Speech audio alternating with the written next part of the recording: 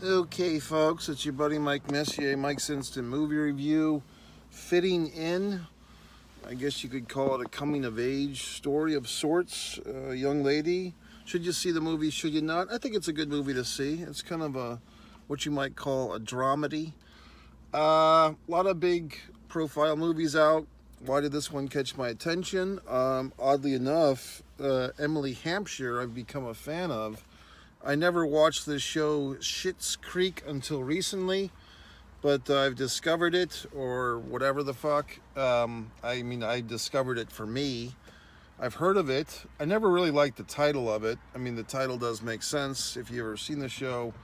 But Emily Hampshire basically plays Stevie, the motel owner, receptionist lady, who's, I think, very funny character.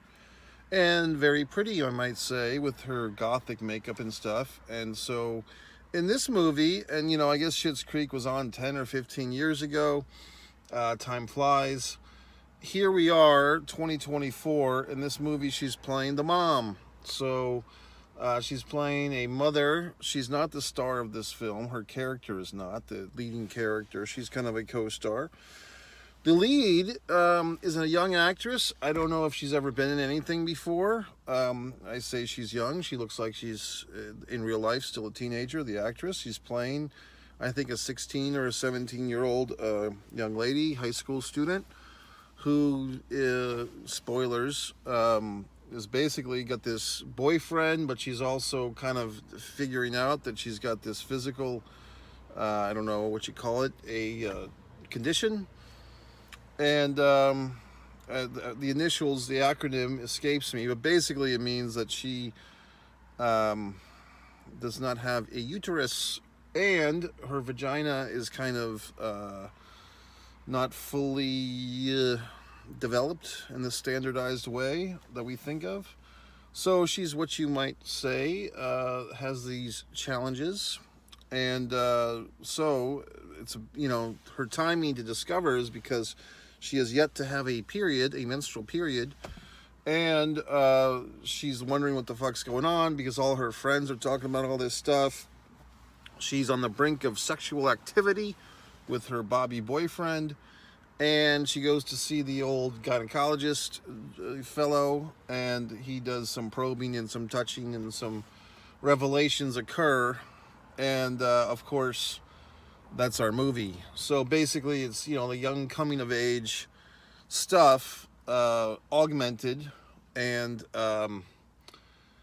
further complicated, so to speak, by this physical situation this young woman's going through, which is a challenge. Okay, so there you have it. So that's the synopsis of the film. Do I think it's a good movie? I do. I think it's, a touching film. I did get into the theater a little bit late. I was kind of confused, I guess, or whatever the fuck. I know how to get to this goddamn movie theater. I was trying to do the old birds and stones thing, trying to run a different errand. I set my GPS to go to the theater and then the other place instead of the other place first, and then the theater. And I realized this, and time is a precious thing. I know that the movies start basically 20 minutes after the allotted start time, because of all these previews and trailers. So I just figured I'd get there right when the movie's starting, and instead I got there probably 7 minutes into the movie. So I probably missed an opening scene, which I was able to fill in the holes. Basically, the young woman goes, I think her name is Lindsay, or Libby. Lindsay goes to this meeting of people. I didn't see the scene, so I'm just guessing. She goes to this scene of a meeting, like a therapy group of people with, sexual crisis, body parts crisis. And there she meets this individual, this young person who has their own YouTube channel where they discuss their issues. A singular person with the they pronoun, pal. And that character factors in.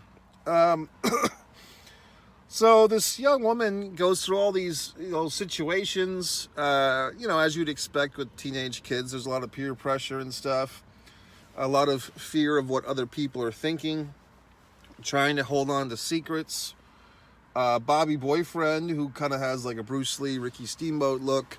He's kind of wondering what the hell's wrong with her. Does she not like him? You know, because she's the big part of this movie is, and it's understandable, she's 16 years old or 17 years old. She does not feel comfortable talking about this information with her mother or with her schoolmates, her friends, or her doctors, basically anybody. She's just not comfortable talking about this stuff. So, you know, and as a sympathetic audience member, we can all kind of feel that pain of not wanting to talk about things. And I think the filmmakers do a nice job of conveying that.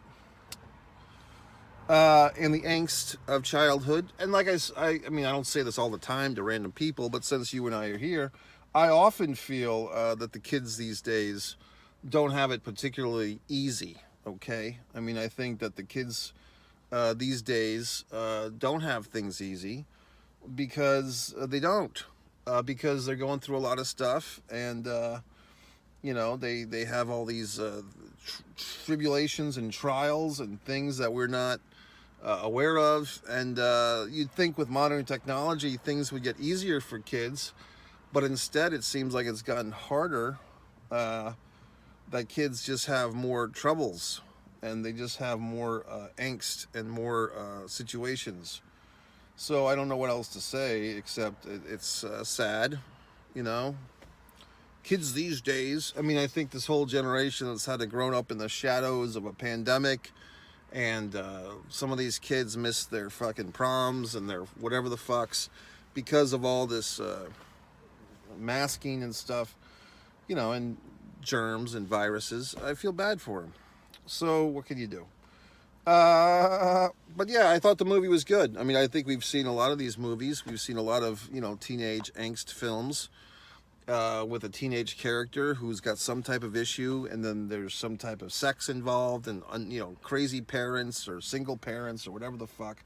So it's not like we haven't seen this type of genre before, but in this particular case, I can't remember, it's like something with an M and a P, like this exact condition. You know, this young character is going through a very specific thing, which is not terribly common. It's not uncommon either, but it's not, you know, it's not terribly common. So she's going through something that she just has to deal with. And of course, the veil of secrecy, not wanting to share this information, not knowing who she can trust, you know, the kids in school, etc. All these things, you know. But the movie is handled, it sounds very somber the way I'm describing it, but there is quite a bit of levity, humor in the film. And they don't make this character out to be a saint either. I mean, she has her little outbursts like a typical teenage female. She's angry at her mother, you know, whose mom's just trying to help out. It's Stevie from the fucking motel. Come on, be nice to your mom. But she's got these little anger outbursts, and sometimes she's using a young man, a young fast food working guy, for sex, you know, because she is instructed that she has to use these medical tools to basically create a vaginal canal in herself. But she also is told that a penis would do. So she kind of drafts this unsuspecting Christian boy into her world. Great, now my fucking flashlight just went out, for Christ's sakes. What if I'm in an emergency?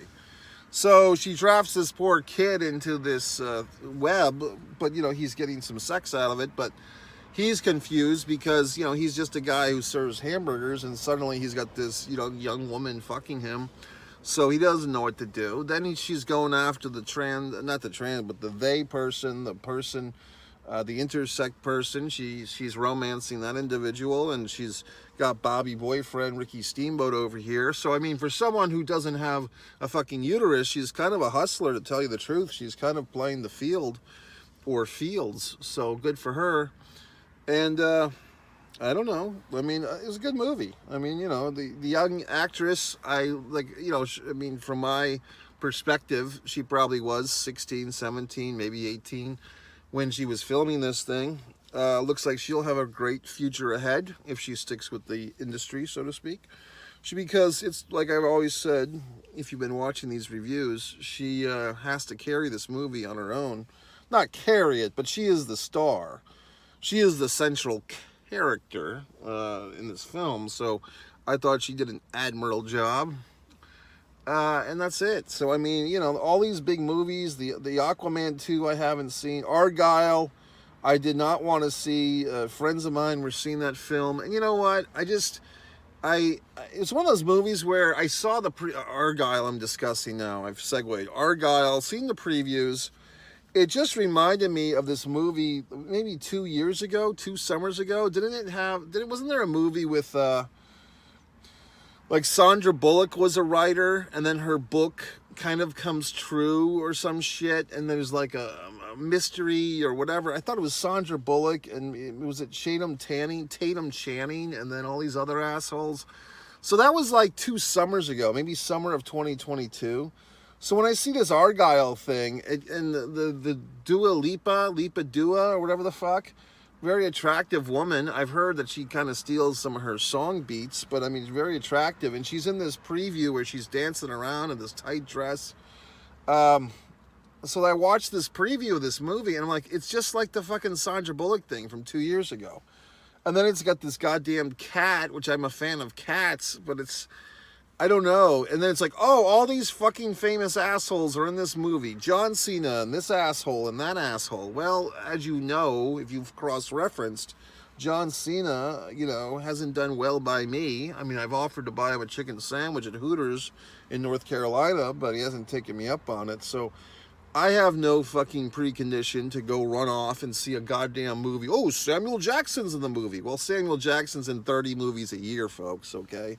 So, I mean, you can stock up your goddamn movie cast with all these rich assholes who probably are just cashing a paycheck and working 2 or 3 days and telling each other how fucking fabulous they are. But from what I understand, I didn't go see the movie. And then I said, well, let me read a review, see where this movie is. And I think the Roger Ebert website gave Argyle 1.5 stars. And it said that basically the actors, you know, like, what's her face, also from Schitt's Creek, Catherine O'Hara, tries, like all the actors try, but it's just a weak script. It's just a cliche-ridden piece of garbage. So, you know, you're not going to pull my goddamn string and make me see a fucking movie that I just have a feeling is not going to be good, okay? I'd rather seek out something like this. It's a smaller fucking budget. You know, the biggest star is a fucking side character from Schitt's Creek 15 years ago. And it's more of a humane story, a human story, a humane story, okay? So, I mean, you're just not going to sucker me. I'm not a goddamn mark. I'm not going to go see every piece of shit Aquaman 2 or whatever the fuck. I mean, yes, I'm not opposed to big box office thrillers or whatever the fucks. But, you know, you have to be a little discerning, okay? I try to educate people. I try to tell them that. I always talk to assholes who say, oh, there's no good movies anymore. They're just making sequels. No, fuckheads. There's still good movies. There's just not good movie audiences, okay? Because assholes and imbeciles, no offense, but, you know, you might be one of them, are just sitting there watching the goddamn commercials. Oh, Argyle. Oh, Indiana Jones Part 5. Oh, this. But if you dig a little bit and you see that all these, you know, kind of independent movies are still in the theaters. There's still these story movies that are not sequels, that are not big box office dick fucks. You could go see a better movie if you put a little fucking effort into it. But most people do not. They don't put the effort in. They just kind of say, oh, all the movies are sequels, or they're Star Wars movies, or they're fucking comic book movies. No shit for brains. If you dig a little fucking bit deeper, you can see a wonderful story fucking movie like I just saw. But you actually have to put the fucking effort in. You know, like check the goddamn schedule, read the little bios of the movies, and then go see one. It's not that goddamn complicated. But basically what it is, folks, is people always have an excuse not to do something. They always have a reason at the ready to not do something. You know, people just they just want to say no.